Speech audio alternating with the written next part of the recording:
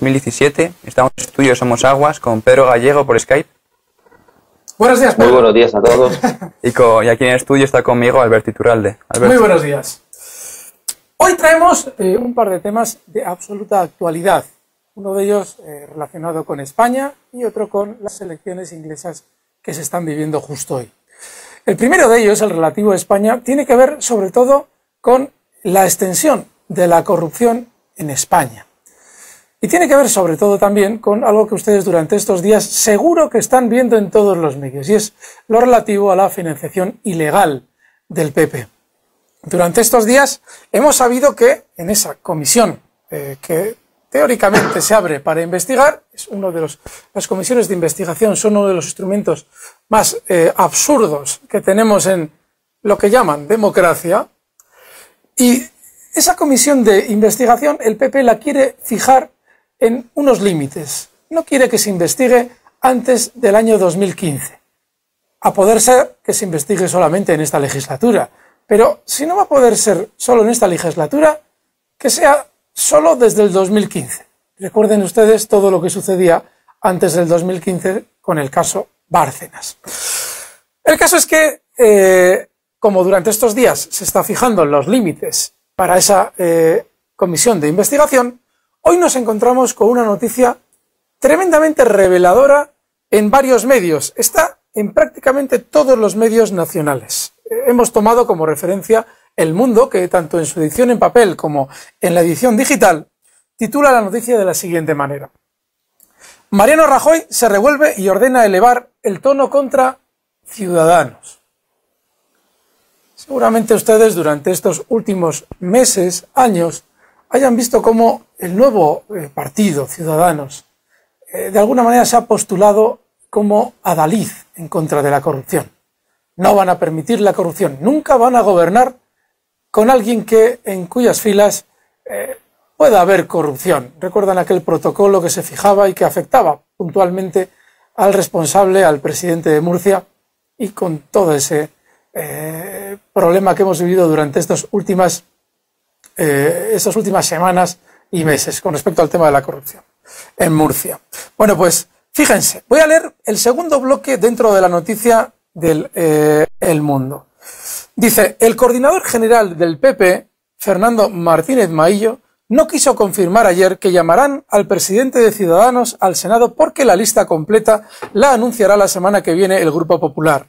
Pero no le pareció descabellado, perdón.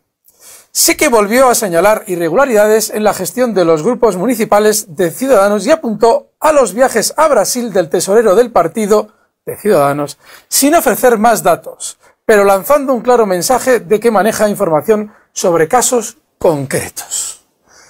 Don Pedro Gallego, ¿qué es lo que le inspira a usted? ¿Cuál es su criterio con respecto a esta noticia?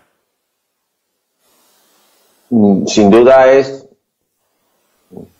revelador para el que todavía viva en alguna fantasía de creer que dentro de este propio sistema se puede generar, mejor dicho, se puede regenerar lo que es corrupto por definición, y nos encontramos ante una situación verdaderamente esperpéntica. Es decir, resulta que se quiere crear una comisión de investigación, en teoría, para perseguir la corrupción, para depurar responsabilidades, para regenerar, como dicen, el sistema, y a su vez piden unos límites a esa propia investigación, porque, hombre, según dicen los responsables del Partido Popular, es decir, queremos acabar con la delincuencia y vamos a vigilar y a los narcotraficantes, pero, hombre, con unos límites. Sí. Tus llamadas no se pueden grabar, solo a ciertas horas podemos ir a detenerles, con unos límites, porque, claro, si no puede ser que parece que es que tenemos algo personal en contra de ellos. Vamos a investigarte de 9:30 a 10:30, porque es la hora en la que, en principio, nuestra comisión ha permitido que te investiguemos. Todo lo que hagas. Los del Partido Popular es que la comisión de investigación es un instrumento de control parlamentario y que, en principio, se tiene que ceñir a esta legislatura, que es donde entra en vigor la reforma del Código Penal y todo esto. Pero bueno, es que ese no es el tema. El tema no es únicamente penal. Es decir, no se les erizaba el vello cuando ponían en su boca que el Podemos era financiado por Venezuela e Irán, sino al hecho inmoral, al hecho de que sea financiado por unas dictaduras. Bueno, entonces aquí es que en principio es hasta accidental que sea desde el punto de vista ilegal. El problema es cómo se ha conseguido esa financiación. Pero aquí no está el Partido Popular solo, aquí están todos los partidos. Sabemos cómo condonan préstamos los bancos a todos los partidos, todo este círculo virtuoso que existe entre los partidos políticos, las empresas y la banca. Bueno, perdona que te interrumpa, Pedro. Qué interesante es lo que acabas de introducir, porque, y esto vamos a explicarlo a muchos de nuestros oyentes, cuando nos imaginamos financiación ilegal, nos imaginamos un flujo directo de dinero del corruptor al corrompido. Sin embargo, una de las modalidades que se ha puesto de moda en los últimos años en España para, de alguna manera, camuflar esa corrupción, consiste en pedir por parte de un partido un crédito a un banco con el conocimiento, obviamente, cuando se pide el crédito, de que ese banco nunca nos va a reclamar la deuda. Es decir, que se produce una donación encubierta vía lógicamente no ejecución teórica de las posibles garantías relativas a un crédito, y de esta forma se ha producido el flujo de dinero exactamente igual que cuando la corrupción es de forma directa, con la salvedad de que en este caso el banco, obviamente, como no tiene que pedirla, no va a pedir el pago del préstamo. Simplemente ustedes no ven esa corrupción, que es lo que acaba de ahora mismo de Pedro introducir dentro de los sistemas de corrupción actuales de los partidos. Perdona, Pedro, está fantástico. No, está muy bien la aclaración, porque claro, es que eso es corrupción en estado puro, sí. Sin duda ninguna. O sea, resulta que embargan a una persona por la vivienda, desahucian por no pagar 2 letras o 3 letras, y resulta que estamos condonando decenas de miles de euros a los partidos políticos. Hombre, eso es algo evidente, que no es que la banca sea San Francisco de Asís. Pero llegando al tema que nos llevaba la noticia, lo que está claro que todo este chalaneo que existe en el mercadeo que existe en el Parlamento, no pueden ni lo del Partido Popular ya es lamentable, pero es que el resto, prácticamente, que se hacen los dignos, los solemnes, a la hora de querer perseguir la corrupción, pero bueno, es que ellos no sabían dónde estaban.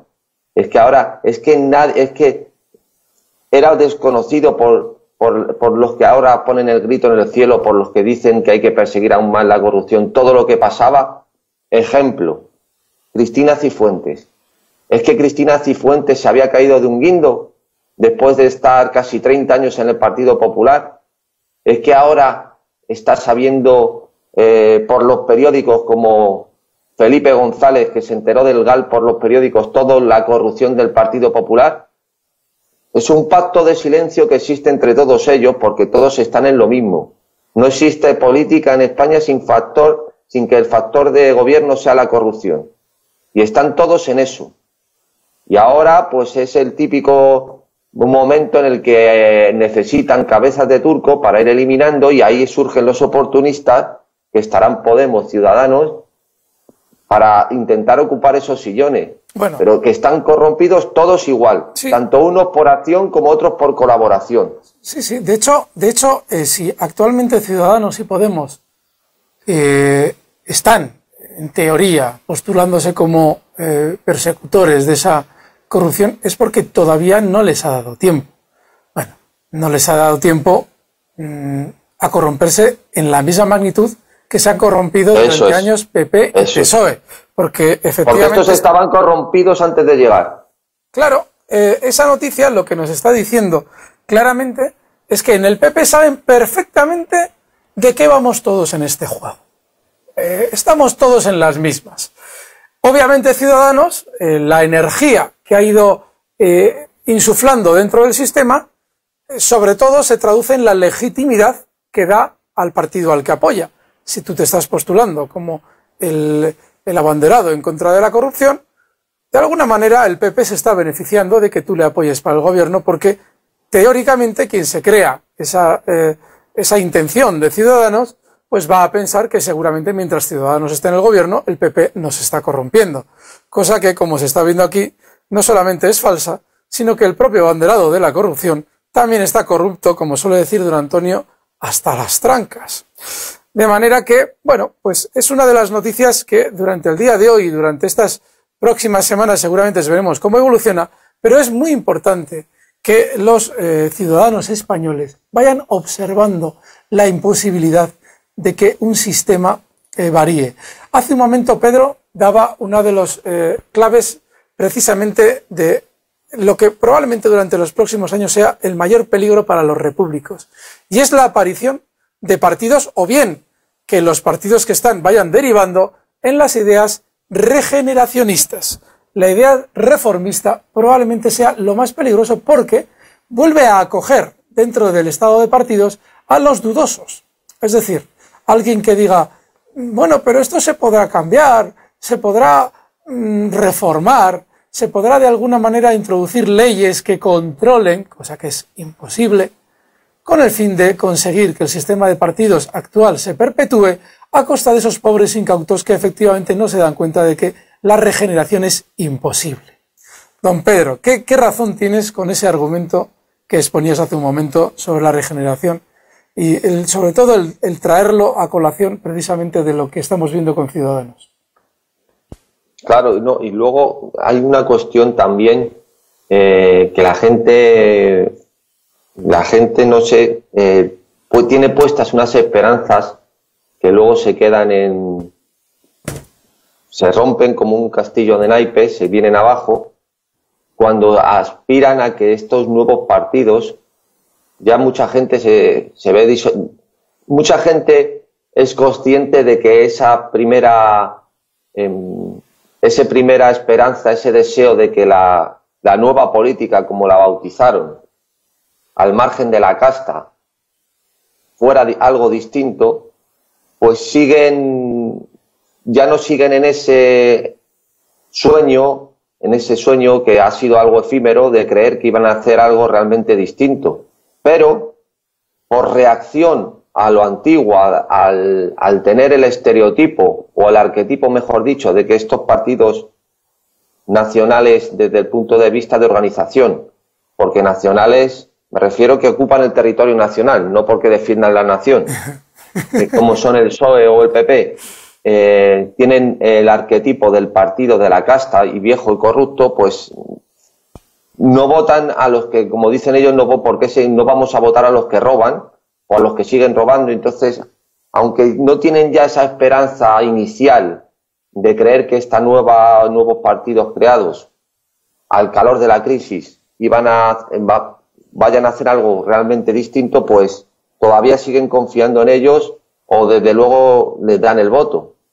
Claro, es que eso es todavía peor, porque cuando vean sus frustraciones consumadas, ¿qué pasará? Le estamos dilantando en el tiempo una serie de cuestiones que están más que demostradas.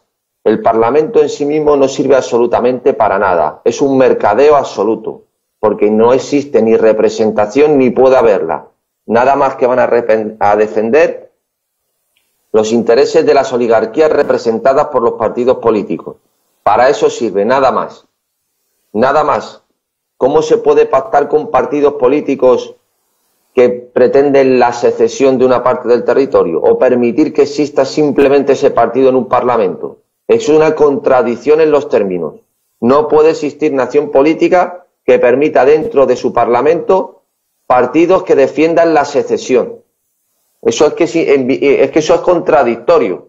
Eso es como tener, qué sé yo, pues tener en el cónclave del Papa gente que predique el budismo o haga proselitismo del Islam o del judaísmo. Es que eso no tiene ni pie ni cabeza. Y todavía saldrá el Papa diciendo que no, que eso es símbolo de democracia, que eso es lo bueno.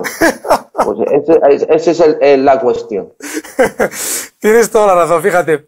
Me recordabas lo de los pactos y lo de las estupideces que vemos en torno a ideas que obviamente no es que no tengan sitio, es que no tienen lógica, solamente que existan dentro de un ámbito. Me recordaba, y sobre todo ligándolo con lo que comentábamos hace un momento, de la corrupción, aquello del famoso pacto anticorrupción. Es decir, que ya en los propios actos de los partidos ya están demostrando lo que hay de fondo. Si tú realizas un pacto anticorrupción, ¿qué es lo que estás diciendo? ¿Quién puede realizar un pacto anticorrupción? Te estoy volviendo de nuevo al tema de la corrupción, Pedro. Habías derivado en un sitio fantástico que es lo de los nacionalismos, pero fíjate, de tu razonamiento me venía a la memoria esa a mí me pareció divertidísima. Hace unos meses salían hablando de que PP y PSOE iban a firmar un pacto anticorrupción. Los únicos que pueden firmar un pacto anticorrupción, ¿quiénes son? Los que se están corrompiendo. Es decir, llegan a un punto de absurdo en el que solamente con poner un poquito de atención en lo que dicen y hacen, ya deduces necesariamente lo que hay debajo. Con lo cual, hay un aspecto muy importante, y sobre todo en torno al regeneracionismo del que hablábamos hace un momento también, sobre todo a los nuevos partidos. Y es que, si se fijan ustedes, cada vez que llegan unas elecciones, siempre hay una misma consigna. Y de hecho es gracioso porque es el único momento en el que aparentemente los jefes de partido parecen mínimamente elegantes. Y es en el momento en el que, en lugar de decirte vótame a mí, que es justo normalmente siempre el día de las elecciones, te dicen vayan ustedes a votar. Voten a quien quieran, pero vayan ustedes a votar. En ese momento lo que estamos viendo realmente es dónde está la trampa. En ese momento estamos viendo realmente a un sistema corrupto intentando sobrevivir. Porque si algo realmente necesita el sistema corrupto es la participación de los ciudadanos para darle energía. Eso es desgraciadamente lo que consiguen nuevos partidos como Ciudadanos y Podemos, que de alguna manera intentan desmarcarse de la política histórica en España. Bueno, de la política, si es que en España hay política, porque lo del consenso anula completamente cualquier idea de hacer política en España, pero sí que la idea general que tienen los ciudadanos de que efectivamente hay política en España. Y esos nuevos partidos efectivamente consiguen que vayan a las urnas y sobre todo que insuflen su sangre en el sistema los incautos electores que de alguna manera creen que efectivamente esos nuevos partidos van de alguna manera a crear algo nuevo en España.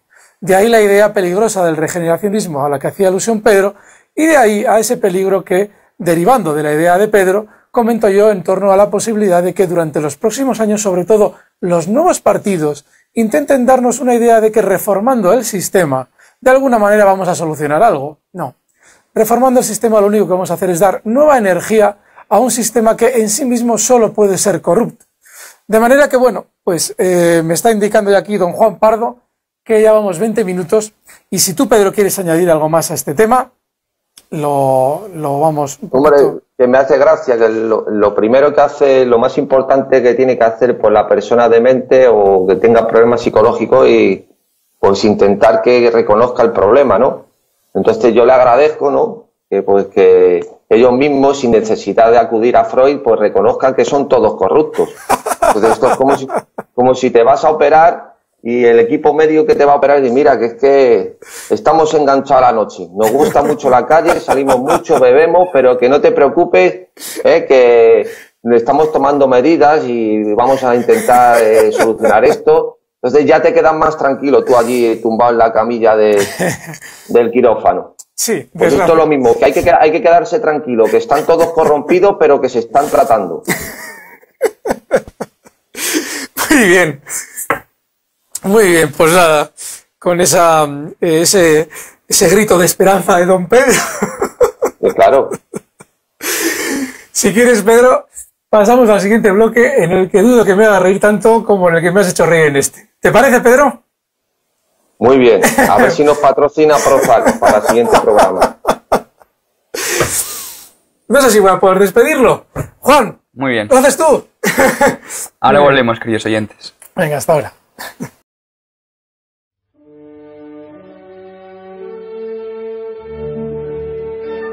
Estrenamos nueva web. www.mcrc.es. Desde ella podrás acceder a todos nuestros contenidos: diario, radio, televisión, hoja de afiliación. Interactúa con nosotros con el nuevo botón Iniciativas para la Acción. Cuéntanos tu propuesta para ayudar al MCRC en sus objetivos. Colabora con el MCRC activamente. Entra en la web, dinos a qué te dedicas, qué labor puedes desarrollar y nos pondremos en contacto contigo. Todo desde un solo acceso. Todo desde www.mcrc.es.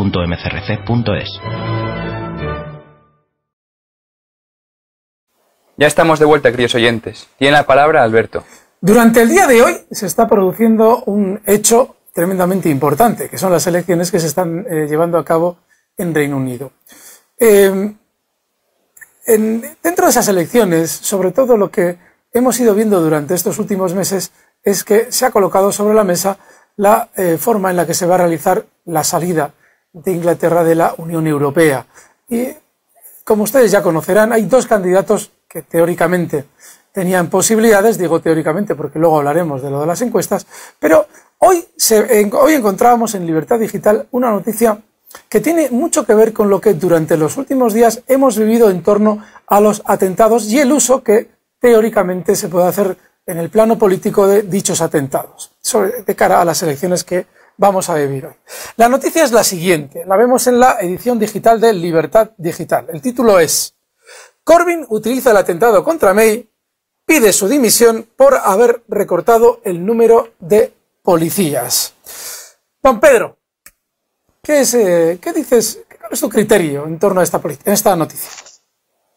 Sí, bueno, antes de enlazar esa noticia que me acabas de leer, quiero primero enfocar cómo se le presenta un artículo que me parece que está bien para sintetizar cuál es la situación que se le presenta a May en los comicios de hoy y que va a ir, sin duda, indisolublemente unida a la noticia que acabas de dar tú. Pero básicamente el artículo resume cómo el programa, cómo todo el itinerario que tenía previsto May para reforzar con estas elecciones su salida, su Brexit duro, como se calificó, y darle estabilidad a su gobierno, como en poco tiempo se ha venido todo, se le ha complicado la cosa, ¿no? Dice que, bueno, al principio le daban una victoria holgada las encuestas a Theresa May de unos 24 puntos, y hoy, no sé si lo han leído ahora, o cuando estamos hablando de la pausa, dice que está oscilando entre 5 y 10 puntos la diferencia únicamente. Lo voy a leer si quieres, Pedro, porque claro. Es terrible. A ver si encuentro exactamente el párrafo de las encuestas. A ver, creo que es la noticia, esa está concretamente en el español. 5, aquí está. Dice en un párrafo de la noticia, que subtitula con el título de encuestas. Dice: el desplome de los conservadores en las encuestas de intención de voto ha sido notable. Si el pasado mes de mayo contaban con una diferencia de hasta 24 puntos con respecto a los laboristas, hoy en día hay sondeos que estrechan esa diferencia a tan solo 1 punto. La mayoría, eso sí, ofrece una ventaja de entre 10 y 5 puntos. Ese es el párrafo al que hacía alusión Pedro. Cuéntanos, Pedro. Sí. Bueno, pues como íbamos diciendo, cómo se le ha complicado estos comicios a May, estas elecciones, y como dice el artículo, se le empieza a complicar la cosa cuando su propio partido no ve con buenos ojos ciertas medidas que quiere implementar, y a eso se le suma los atentados de Manchester Arena y del London Bridge, ¿no? Claro, además, como han recalcado hasta la saciedad muchos de todos los informativos y todos los medios, May además fue ministra del Interior durante 6 años. Sí, sí. Y ha demostrado desde un punto de vista operativo o procedimental cómo ni siquiera muchos de los terroristas o gente potencialmente peligrosa o que podían podían cometer algún atentado, pues muchos de ellos ya los tenían en su base de datos y no han podido ni siquiera gestionar eso para prevenirlo. Sí, sí. Pero bueno, eso será el final de mi intervención. Ahora, los 5 escenarios que plantea el periódico es que dice que la victoria se necesitan 326 escaños para alcanzar gobierno y ahora mismo son 330 los que tiene. Ella busca la mayoría absoluta, claro, como es natural. Sí, sí. Los 5 escenarios que plantea son que consigue mayoría absoluta, con lo cual es evidente que eso reforzaría sin duda ninguna su política en general y sobre todo, sin duda ninguna, la del Brexit. Y claro, tendría una moral altísima a la hora de enfrentarse a toda la UE a la hora de establecer las condiciones de esa retirada. La segunda sería que no tuviera una mayoría tan amplia, sería una ratificación, como dice el periódico, de sus políticas, pero sería en definitiva una victoria a medias, ¿no? Eso pone ahí, aunque yo no estoy de acuerdo que fuera una victoria a medias en sí mismo, pero bueno. Luego la tercera sería que tuviera peores resultados o iguales que los de Cameron, que ya sería una derrota.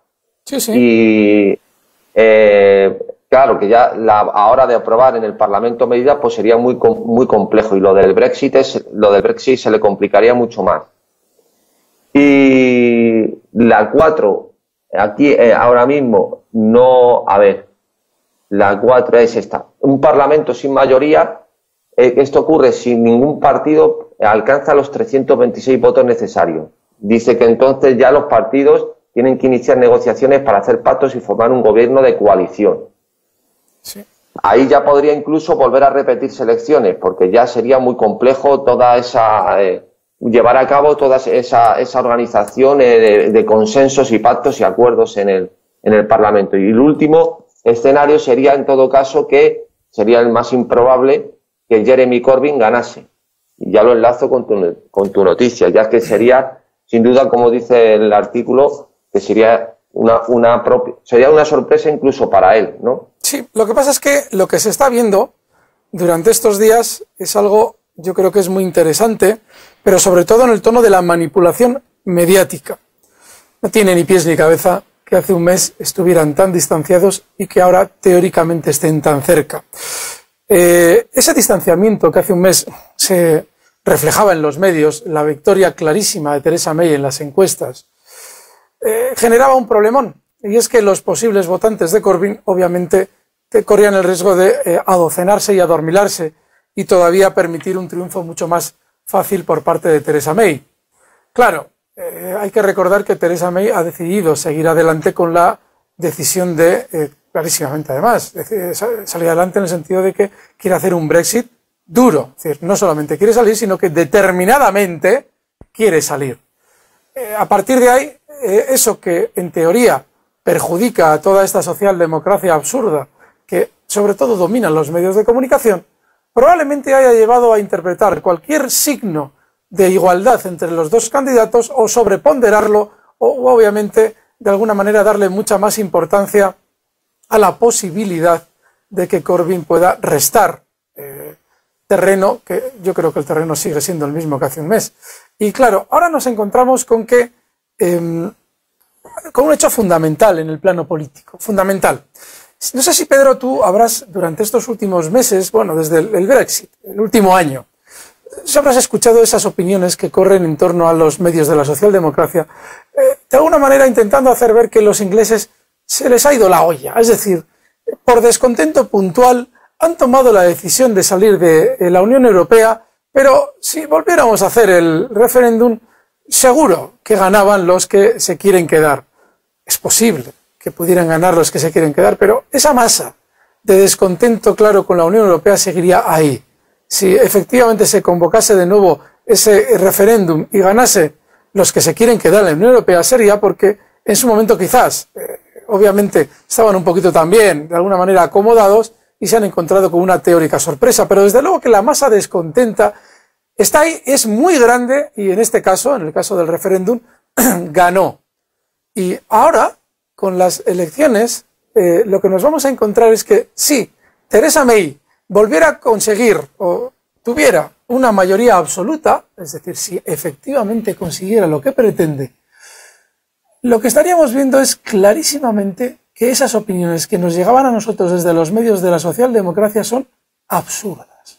Realmente en Inglaterra tenían una idea clarísima de que la apertura total de fronteras no era algo que iba a beneficiar lo más mínimo, y ojo, por mucho que ahora mismo Corbyn y sobre todo todos los políticos en contra de Theresa May intenten aprovechar los atentados en contra de ella, para los ingleses no hay que olvidar que Theresa May simboliza el cierre de las fronteras.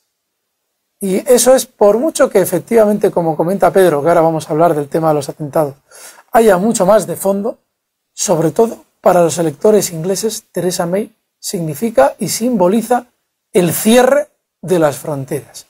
Y creo que del resultado que vamos a ver hoy en las elecciones inglesas se va a poder deducir no solamente la voluntad de los ingleses, obviamente, sino también qué es lo que hay detrás de todo lo que escuchamos en torno a las encuestas previas a unas elecciones.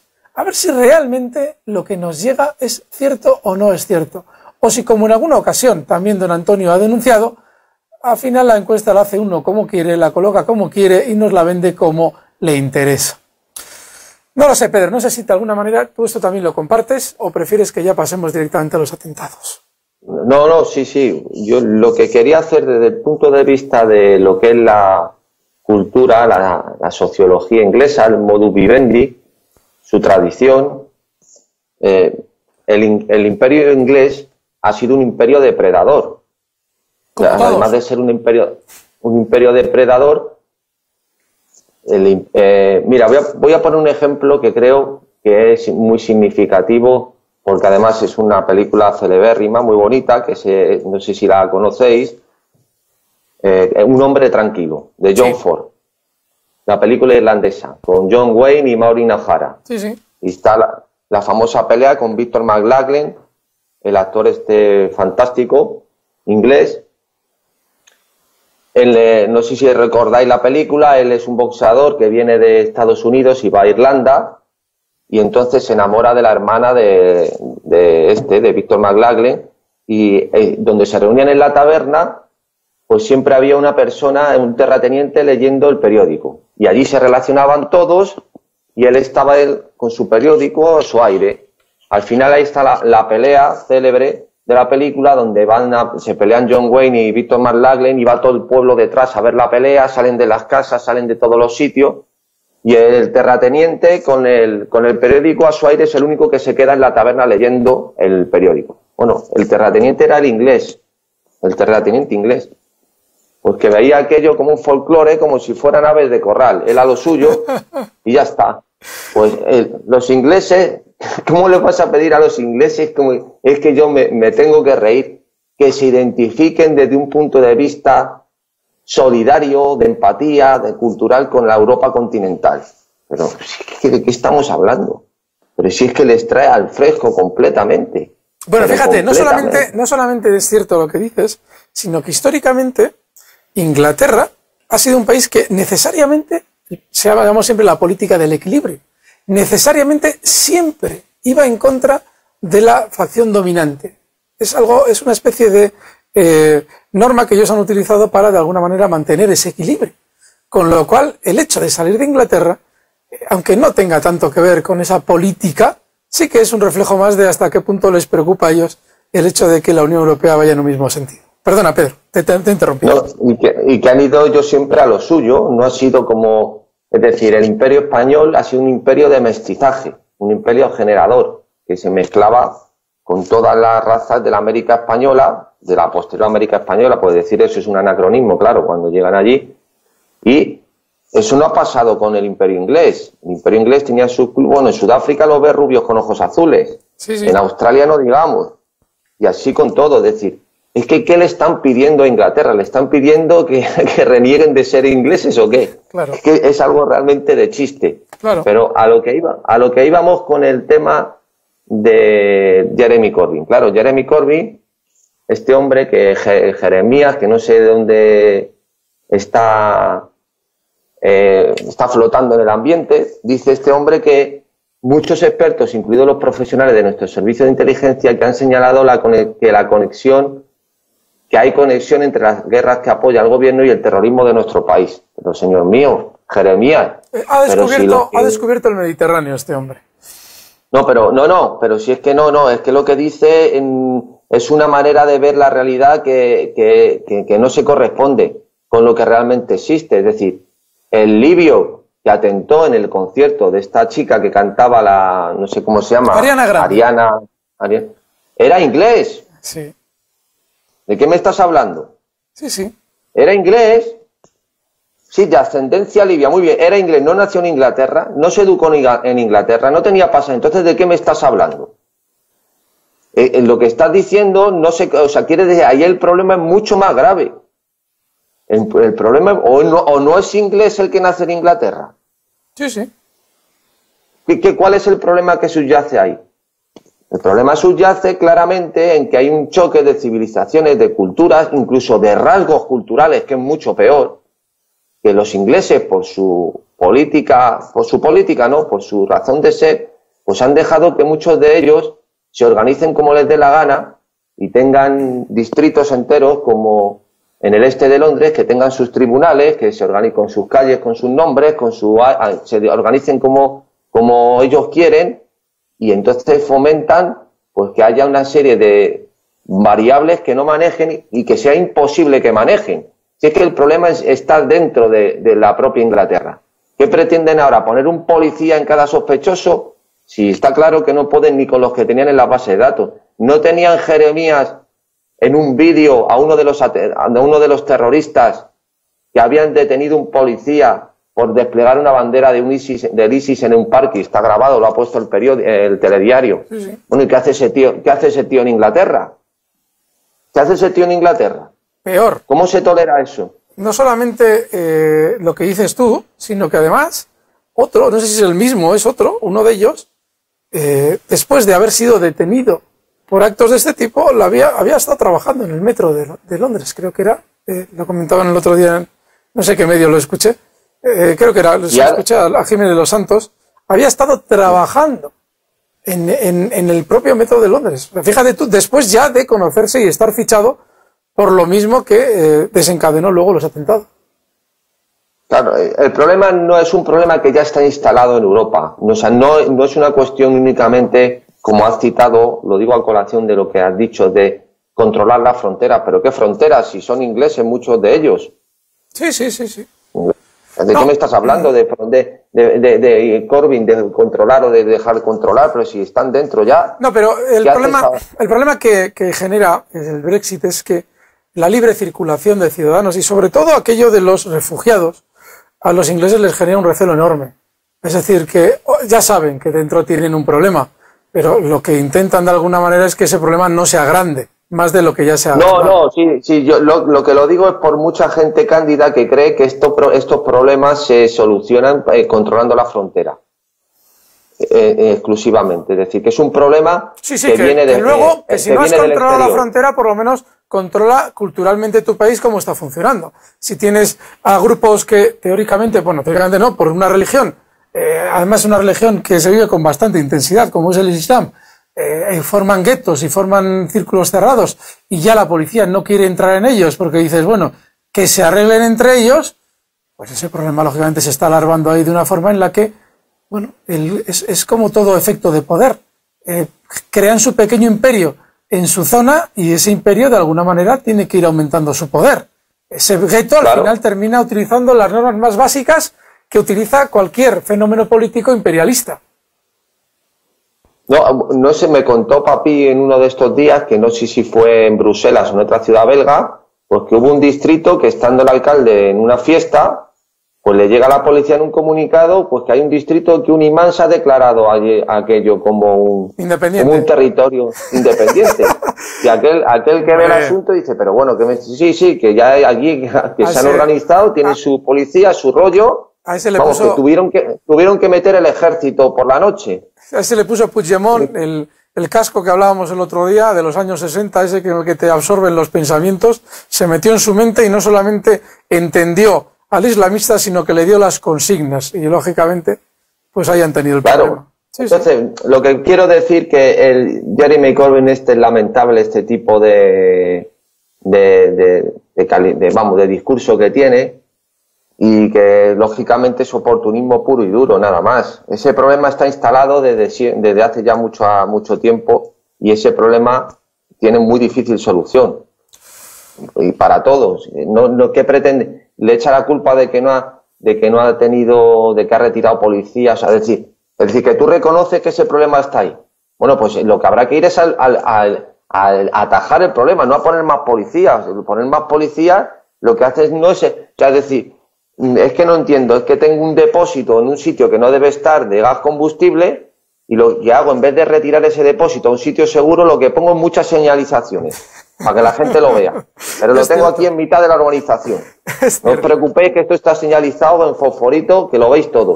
No, hombre, no, si es que eso no puede. El problema es que ¿cómo has permitido que se coloque ese depósito en un sitio donde no debía estar? O sea, ¿cómo has permitido que se llegue tan lejos en muchas cosas? ¿Y ahora qué pasa? Además hay un problema, y es que la socialdemocracia siempre ha adolecido del miedo al que no me digan esto, que no me digan lo otro. Hablo sobre todo del tema del racismo. No es una cuestión de racismo el poner límite tú a determinados gestos de una población que viene de fuera o unos inmigrantes, el poner ciertos límites o de alguna manera, no sé si forzar, pero sí que intentar al máximo que haya una integración. Eso no es ningún problema de racismo ni ningún problema de xenofobia con respecto al que viene de fuera. Seguramente todas las medidas que han permitido esos guetos o ese tipo de fenómenos que están dando ahora mismo sus resultados, tiene que ver con ese espíritu pacato de esa socialdemocracia que en un momento determinado decide que, bueno, es que si no les dejamos hacer esto nos van a decir que discriminamos por religión, discriminamos por raza, discriminamos por origen. Sí. Pero no hay mayor integración y mayor nivel de reconocimiento al otro, que es que cumpla la ley igual que tú y que respete tu cultura igual que tú. No hay mayor reconocimiento. Desde luego, desde luego. Pues es que mayor reconocimiento no se puede dar, que es que todos tenemos que regirnos por la misma ley y que hay que respetar las tradiciones y las culturas del lugar en donde estás. Sí, sí. Esos son conocimientos básicos que yo creo que cualquier persona civilizada entiende. Sí, sí. Yo creo que eso no puede escandalizar a nadie. Y de hecho, lo que estoy diciendo. Se da una circunstancia peculiar o concreta con respecto precisamente a la religión de la que estamos hablando, del Islam.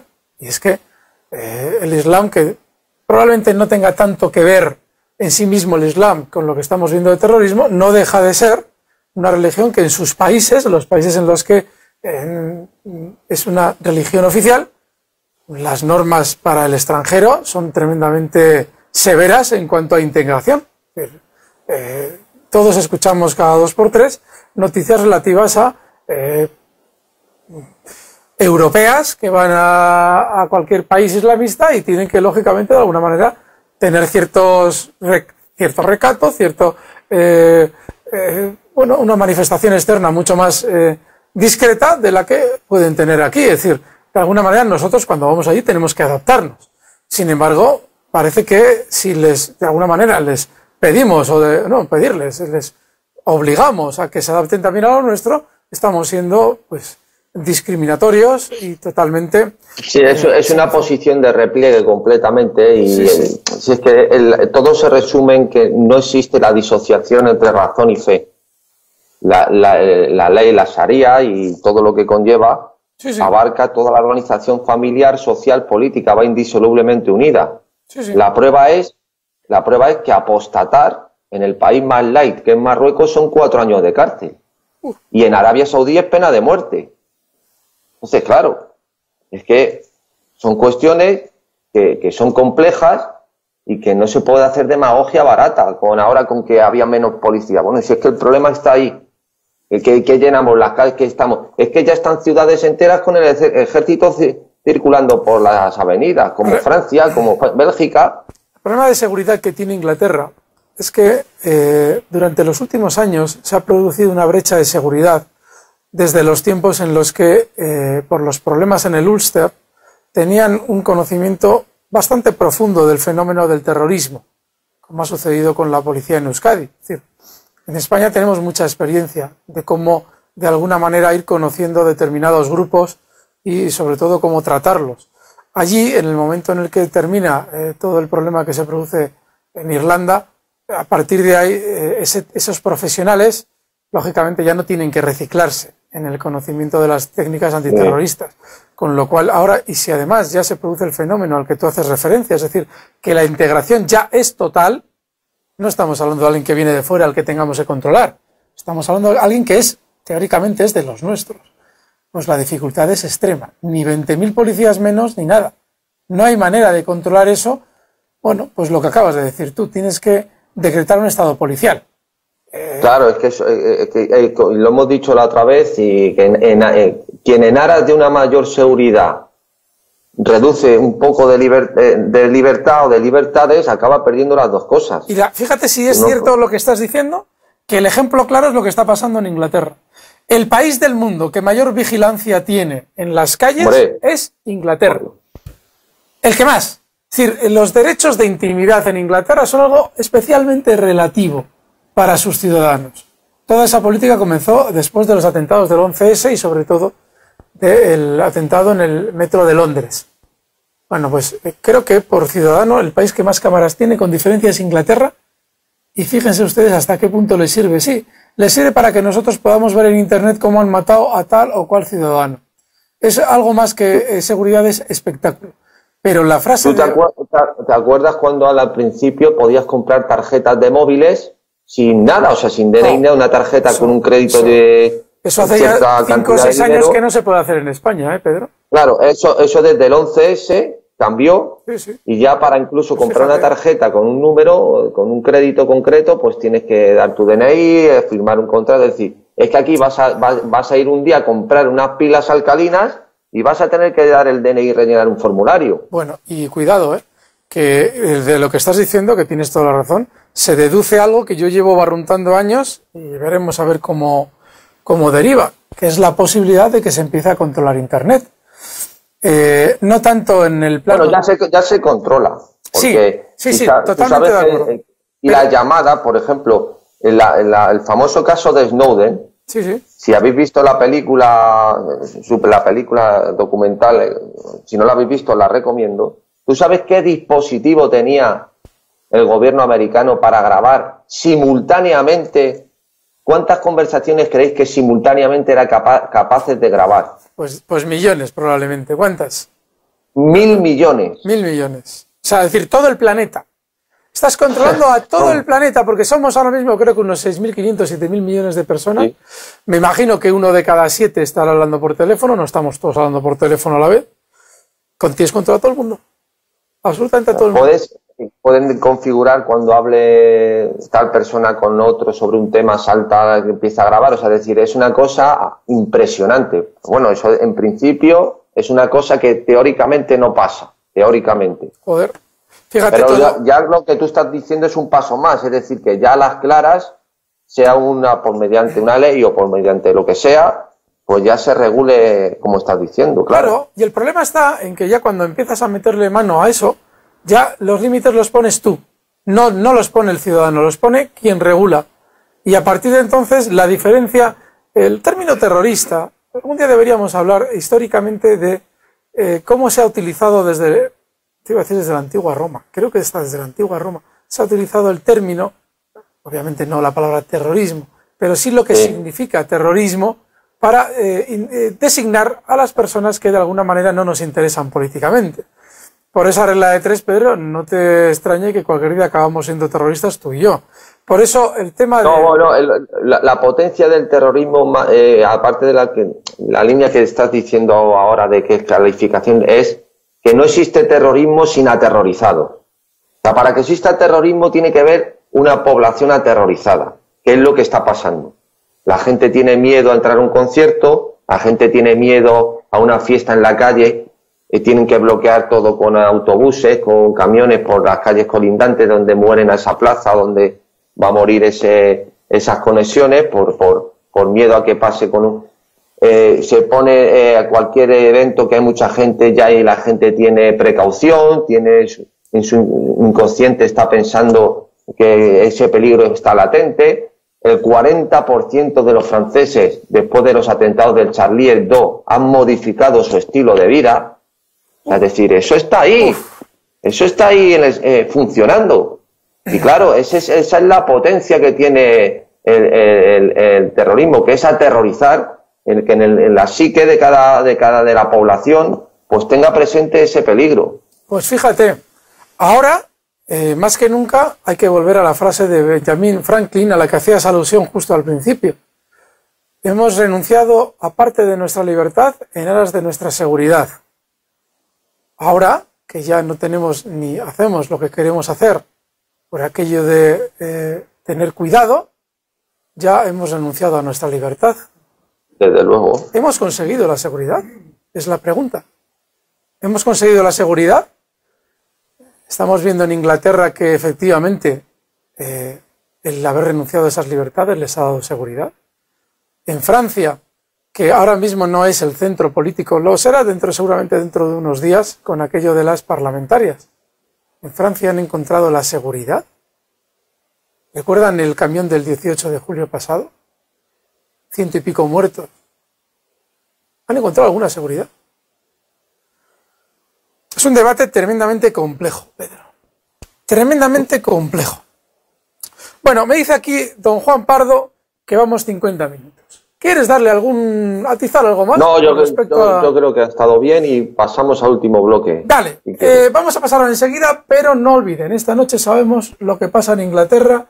Veremos a ver si efectivamente Jeremy Corbyn estaba tan cerca. Estoy muy mosqueado yo con lo de las encuestas. Don Juan Pardo. Muy bien, ahora volveremos, queridos oyentes. Democracia es separación de los poderes en elecciones separadas. Elegir a personas, no a partidos del Estado. La democracia es la libertad para elegir a los candidatos. La democracia es una forma de gobierno, no es algo gradual. España no es una democracia. Porque la libertad no se otorga, se conquista. Porque la libertad exige ver más allá de la propaganda y de la mentira. Para que tengamos libertad política colectiva, no les votes, porque la libertad viene en nuestra busca.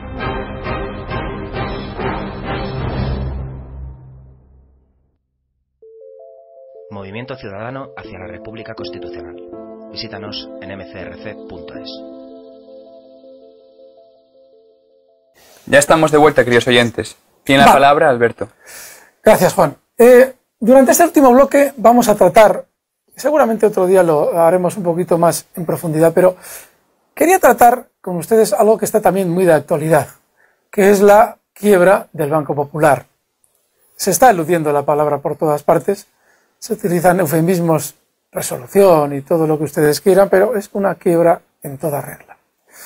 Pero no tanto la quiebra, era lo que quería hablar, como sí un aspecto muy importante que se produce dentro del sistema financiero. Lo hemos dejado este bloque para el final también, porque como en otros anteriores, que Pedro y yo siempre acabamos hablando del sistema financiero por un lado o por otro, lo hemos colocado al principio, ahora vamos un poquito más al final. Pero sí hay algo muy importante con respecto a la operación de compra del Santander del Popular por €1, todo el banco, por €1, que es importante reseñar. Y es algo que ya están haciendo los medios durante estas horas, algo que yo, por mi profesión, llevo denunciando mucho tiempo, y es la falsedad de todos los datos que el Banco Popular ha ido publicando durante los últimos años.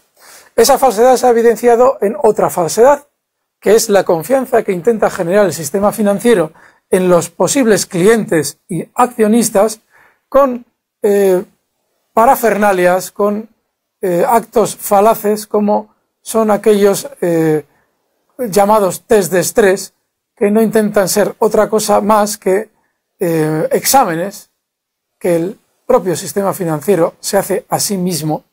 Cuando ustedes oigan hablar de organismos reguladores, no se dejen engañar. En todos los organismos reguladores están los propios miembros del sistema financiero, los propios enviados, responsables delegados de los bancos. Durante estos años estamos viendo cómo ministros en España vienen de Goldman Sachs, Goldman Sachs compra un país, que no lo ha comprado, que lo ha rescatado, véase Grecia. Ese tipo de cosas son inevitables. El sistema financiero desde el 1913 está tomando un poder de tal calibre que todo lo que oímos va a ser poco comparado con lo que vamos a ir. Pero hay algo muy importante. Ese mismo sistema financiero crea una ficción, que es unos test de estrés, para decir que los hemos pasado todos y a partir de ahí vervenir. Ese vervenir en el caso del Popular ha sido una ruina absoluta, ver quebrar. ¿Por qué? Porque el sistema está corrupto de tal manera, que a día de hoy todo tiene que ver con el dinero directo y sobre todo con el dinero que hay en bolsa. A la hora de ver qué es lo que ha pasado con una acción cotizada en bolsa, qué es lo que ha pasado dentro, qué es lo que ha sucedido dentro de la vida de la acción, si ha habido corrupción en OHL, si corrupción institucional mezclada con México, mezclada con España, no hace falta ir a un periódico. Solo hay que ver lo que está pasando con su cotización. Porque la codicia llega hasta tal punto que el núcleo duro de esas propias empresas que sabe lo que hay detrás, lo que hace es, antes de que se conozca lo que hay detrás, cómo está entrelazada la corrupción, en el caso del Popular, con ese aprobado en los test de estrés absurdo, lo que hace es vender títulos en el mercado. Claro, la cantidad de títulos que tiene el núcleo duro del Popular y OHL y cualquier otra compañía es tal que esa venta genera caídas. En el momento en el que la banca tiene que rebotar, el Popular rebota menos. Porque cuando inicia el rebote y aparecen las compras de los pequeños incautos accionistas, posibles inversores, intentando de alguna manera aprovechar la bonanza que les llega de los medios sobre el sector bancario, en el caso concreto del Popular, las ventas se agilizan, se vende más, se necesita vender más porque obviamente sabemos que dentro de X tiempo se va a conocer la ruina que tenemos dentro del banco. Hace unos meses, don Antonio, en una de las intervenciones, nos explicaba cuál era el gran error que había cometido el Banco Popular en su historia, error que ahora ya se está evidenciando en los grandes medios, y es que allá por el principio de los años 2000, lo que hicieron en el Popular fue cambiar su política de fomento de crédito a las pymes por una política absoluta, pura y dura, de negocio inmobiliario, hipoteca pura y dura. Eso lo que conllevó es que obviamente en la burbuja inmobiliaria, en el año 2007, el Banco Popular pudiera llegar a ser calificado, asómbrense, como el banco más rentable del mundo. Fíjese en 10 años lo que se puede convertir un banco que se vende a la inmediatez de una burbuja como la hipotecaria, cosa que Ángel Ron, el presidente inmediato, no supo ver o no quiso ver. El problema está cuando durante todo ese proceso, en el año 2007, que el Banco Popular llegó a cotizar en 27 euros, lo que se dice en los bancos estuvo cotizando en 16 euros y ellos lo promocionaban. El propio banco decía 16 euros, pero llegaron a cotizar en 27 euros de los actuales.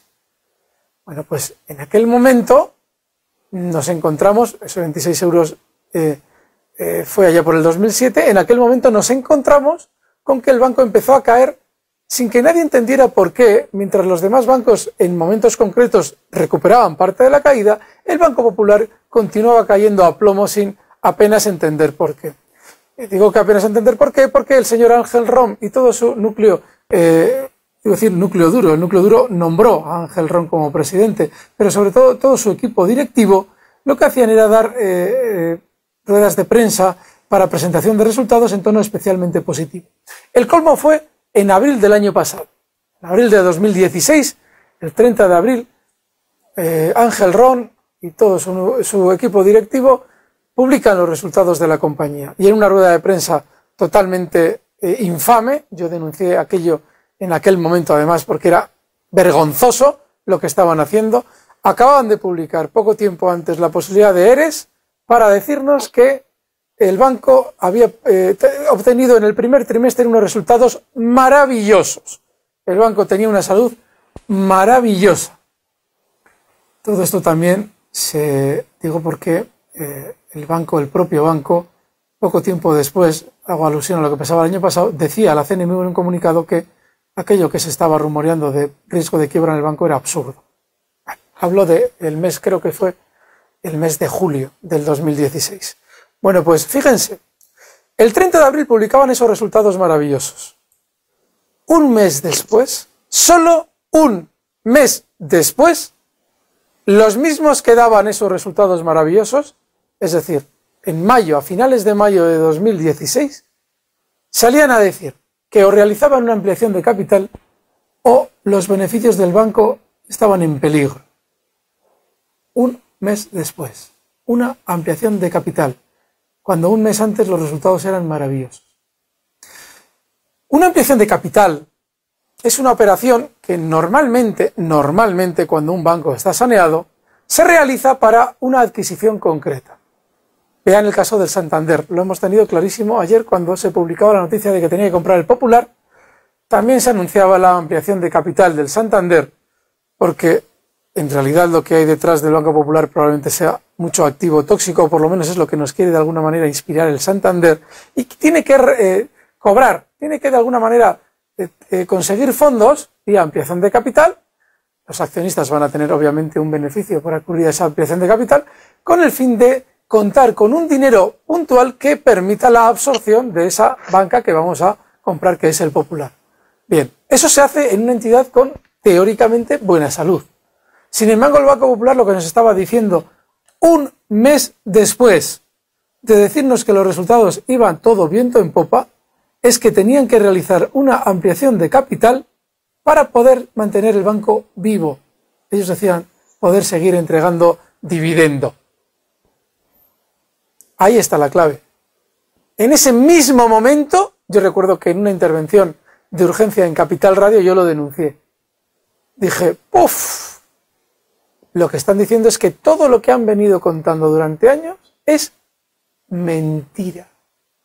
Y no solamente eso, y ahora lo digo aquí, es que no solamente era mentira, sino que además nadie estaba interviniendo. Bueno, pues el Banco Popular en julio, 2 meses después, volvía a aprobar los test de estrés. ¿Para qué sirven los test de estrés? Bueno, pues sirven para que ustedes en el telediario vean que la banca es maravillosa, que tienen que confiar en ella. Y eso por 2 razones importantísimas. Primero, para que efectivamente crean que el sistema financiero, el que emite la moneda, está muy bien. Y segundo, para que no hagan algo que ha sucedido justo durante estos días, que es ir a las ventanillas a sacar su dinero del banco. Don Pedro Gallego y yo hemos denunciado en muchas ocasiones el sistema de reserva fraccionaria. Todo ese entramado que lleva a la banca a poder emitir más crédito del dinero que tiene en sus depósitos. Eso lo que significa es que no solamente nos llenan de papel y de inflación, sino que el dinero que ustedes tienen en sus cuentas en realidad no existe. Y claro, cuando empieza a haber rumores sobre la solvencia de un banco, ¿qué es lo que hacen sus clientes? Yo por si acaso voy a sacar mi dinero. Y eso es lo que le estaba pasando al Banco Popular. De ahí que Saracho, el presidente del Banco Popular, el actual, tuviera que hablar con el Banco Central Europeo para conseguir una línea de liquidez. Es decir, una línea que a mí me permita atender mis obligaciones de caja con los depositantes. Y de ahí que el Banco Santander haya intervenido al Banco Popular de urgencia. La estrategia del Santander yo la planteaba en Días de Bolsa, el foro en el que yo escribo frecuentemente. Comentaba que si yo fuera el Banco Santander, esperaría a que la cotización del Popular cayera lo más cerca de 0 posible. Yo lo dije una noche antes de que se publicara esta noticia, es decir, antes de ayer a la noche. ¿Para qué? Para a partir de ahí aparecer como El Salvador. Obviamente, El Salvador, lo digo porque ahora mismo el Banco Santander se ha tenido que precipitar. Ese problema de ventanilla que tenía el Popular podría contagiar a los demás bancos. Tengan ustedes en cuenta que si cuando vamos a sacar nuestro dinero no hay dinero y eso se extiende por los medios, al final se produce una sensación de crisis bancaria global. Con lo cual vamos a ir a sacar el dinero del Banco Santander, que tampoco tiene nuestro dinero en ventanilla. Imagínense el guirigay que se puede organizar. Eso JP Morgan lo comentábamos don Pedro Gallego y yo hace 1 o 2 semanas, creo que fue la semana que estabas tú aquí en Madrid, Pedro. Creo recordar. Lo comentábamos él y yo. El JP Morgan es una de las estrategias que utilizó en el 1906 para hacer quebrar la mediana y pequeña banca estadounidense. Bueno, pues, ¿qué es lo que se encuentra el Banco Santander? Que tiene que entrar ya. Seguramente esa operación estaba ya pertrechada una semana antes, porque la cotización del Popular no engaña. Había roto una zona en la que habían recogido títulos, el propio núcleo del banco la había roto con violencia a la baja, sin que hubiera ningún apoyo desde dentro del banco a la cotización. Y eso se estaba haciendo porque ya sabían lo que iba a pasar. El banco iba a valer 1 euro. El Santander se tuvo que precipitar en 0,31, que es donde cotizaba justo el Banco Popular el día antes de la intervención, porque las ventanillas estaban llenas de clientes que no obtenían dinero para retornar sus depósitos. Pero al Santander le habría interesado esa estrategia de 1 euro. ¿Y por qué le interesaba esa estrategia al Santander? Porque detrás de toda esta operación hay un entramado político mayor, que nosotros probablemente no conozcamos, o quizás sí lo conozcamos, pero desde luego no va a ser ahora, será dentro de un tiempo. Y es que normalmente el Santander está sirviendo en las últimas operaciones bancarias sonadas, sobre todo en los fraudes bancarios, para tapar las vergüenzas del sistema político español. Si sabíamos en su día que en Bankia Elena Salgado llamaba a todos los responsables de los grandes bancos españoles, señor González, a Emilio Botín, para conseguir, al ya difunto Emilio Botín, para conseguir que entrasen en la salida a bolsa de Bankia, que era fraudulenta, pero que obviamente ella estaba muy interesada como ministra en que los Rodrigo Rato, Acebes y compañía consiguieran el dinero de la salida a bolsa, es decir, que les compraran a ellos las acciones, pues lógicamente el Santander dijo que sí, en aquel momento a Elena Salgado, pero el BBV dijo que no. Y el Santander vuelve a ser el que de alguna manera rescata al sistema financiero español. Eso no es gratuito.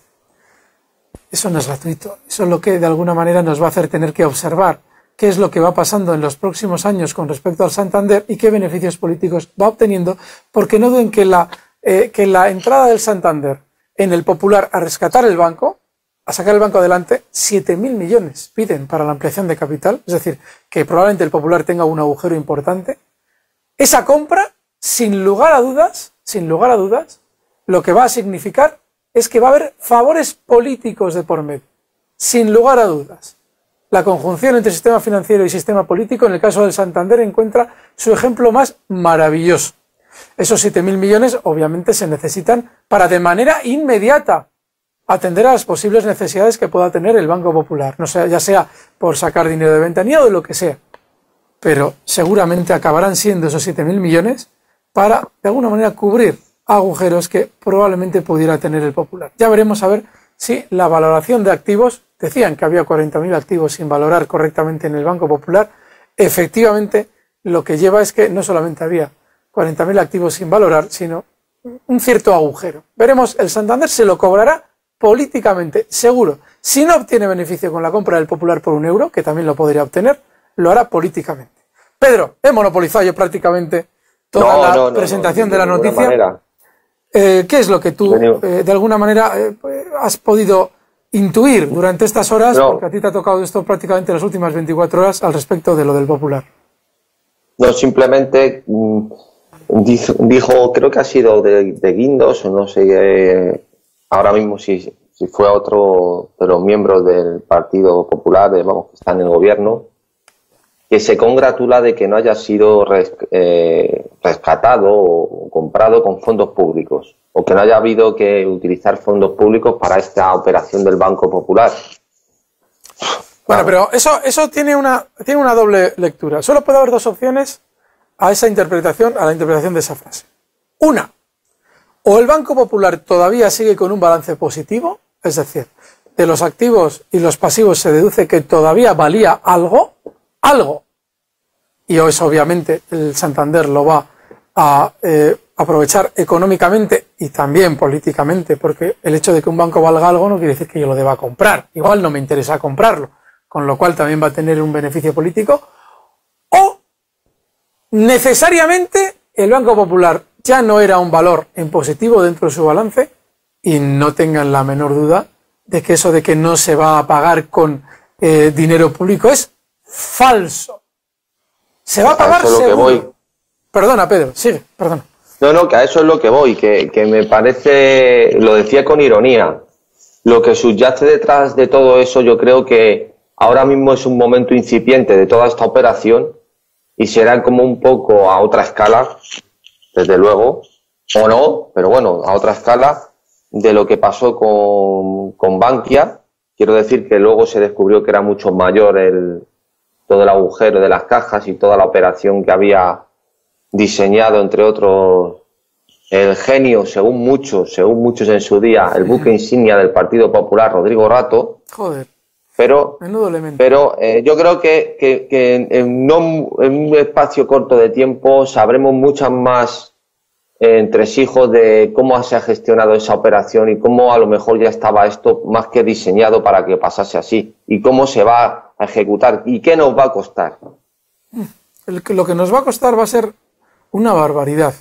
Que lo lleguemos a saber, Pedro, tengo muchísimas dudas. Eso es. Porque, fíjate, la astucia de quien está buscando la trampa, obviamente siempre va muy por delante de quien, una vez que ve la trampa, que normalmente la vemos por los efectos externos, le intentas poner remedio. Antes hablábamos de la técnica que utilizaban los partidos en los últimos años a la hora de financiarse ilegalmente, que consistía en lugar de pedir dinero directamente al corruptor, se pedía un crédito, ¿no? Y lógicamente la corrupción consistía, o la financiación ilegal consistía, en el hecho de que el banco obviamente no te va a pedir que le devuelvas el crédito. Bueno, pues eso hemos tardado años en verlo. Hemos tardado mucho tiempo en verlo. Tardaremos tiempo en ver y desde luego en cuantificar. Yo creo que nunca llegaremos a cuantificar cuánto exactamente nos va a suponer la compra del Santander, de la compra del Popular por parte del Santander. Lo veremos. Políticamente es muy difícil de ver eso. Como tampoco hemos visto, fíjate Pedro, tampoco hemos visto el resultado que para los españoles ha supuesto el hecho de que en su día el Santander transigiera con el hecho de entrar en la OPV de Bankia, que era fraudulenta a todas luces. Y el Santander lo sabía. Tengan ninguna duda de que si alguien sabe cómo está la banca en este país, en su momento era don Emilio Botín. Vamos, lo sabía mejor que nadie. Si entró ahí, y le habrá salido muy rentable, aquel hombre era tremendamente astuto a la hora de obtener rentabilidad de una operación, pues imagínense ustedes lo que hemos perdido y todavía no sabemos en favor del Santander. Muy bien, llevamos ya más de una hora dando guerra a nuestros amigos repúblicos. Pedro, ¿qué dices? ¿Les damos un descanso? Sí, ¿y mañana más? Pues yo creo que por hoy está bien. Pues nada, señores, que muchísimas gracias. Don Juan Pardo, ya que te hemos dejado hacer de maestro de ceremonias hasta ahora, no te voy a quitar el placer de poder despedir el programa. Muy bien, hasta mañana, queridos oyentes. Un fuerte abrazo.